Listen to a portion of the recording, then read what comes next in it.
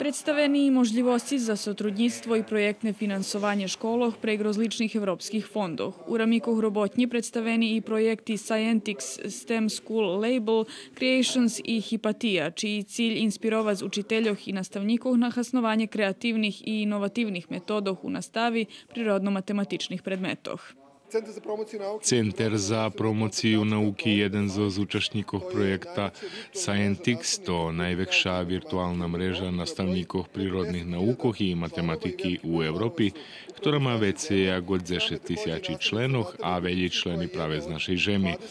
Známi tiež i Natalija Budinskih, ktorá je jedna z 28 Scientix ambasadorov nastavníkov, ktorí še dobrodzečne i samoiniciatívno uključili do toho projekta i aktivnosťoch, že by širili misiu súčasného obrazovanja i všetko, co povezuje nauku i obrazovni proces. Poneže mám dosť veľké iskustvo, prišla som tu podeliť s kolegami, da ih prikladi svojoj praksi i može budem pomotvoriť zveri súčasnej nastavi, že by še i oni uključili do projektov i osúčasnili svoju robotu.